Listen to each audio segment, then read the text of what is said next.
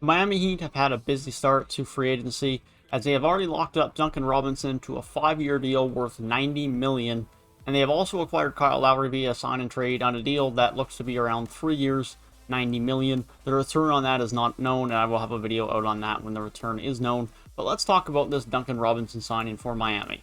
Obviously, Duncan Robinson is an important part of this team.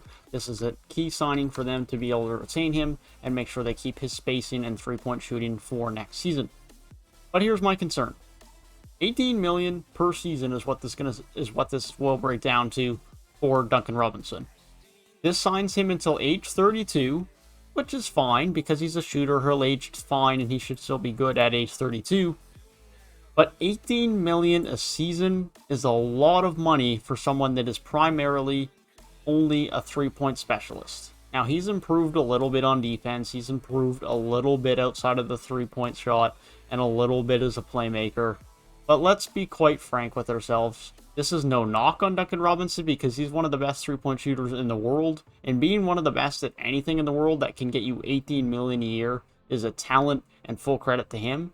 But he is only really a three-point shooter at the end of the day. That is the majority of what he brings to the table. And they are now paying him $18 million a year for the next 5 years, committing to him being a piece of their long-term core with this deal.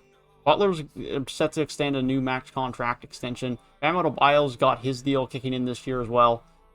That's at 36 and 28 million next year. And now Duncan Robinson at 18 is going to kick in. That's not to mention Lowry's going to be kicking in at 30 million a year. This team is getting very expensive very quick for the next 3 years at the bare minimum with Jimmy Butler, with Kyle Lowry, with Bam Adebayo, with Duncan Robinson. It remains to be seen what happens with Kendrick Nunn.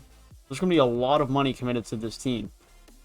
And so as it stands, I have concerns about their long-term flexibility because if this group itself isn't a title contender, they're kind of stuck with this group for a while. The four of Duncan Robinson, Jimmy Butler, Bam Adebayo, and Kyle Lowry puts them right at the salary cap at $112 million. That does not include anyone else in the team. Tyler Hero, Precious Achiuwa if he doesn't get traded. Not to mention other players are going to have to sign this summer because they simply don't have enough players contracted. Right now, they only have about 7 players under contract, if that. They have Kendrick Nunn as an RFA, as well as Max Strus and Gabe Vincent as RFAs. Ziak Paul is still on the team, but they have a lot of signings to make. They're all going to have to be on their mid-level exception or on veteran minimums, or then they're restricted free agents that they bring back, which is just going to further bring them into a scenario where they're going to be spending a lot of money committed for the next 3 years. Now, if this team is a top-end team that can contend to the top of the East and push towards an NBA title, that's fine.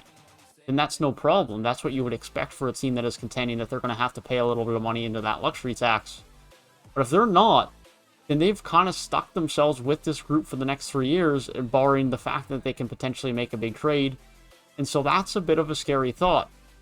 Butler's going to get your max. Bam Adebayo probably deserves his money. But $18 million for a three-point specialist worries me. The Buddy Hield contract that Sacramento gave him, they have looked to trade him pretty much ever since they gave him that deal. Davis Bertans, three-point specialist, got his money last season. Wizards are now looking to trade him this offseason.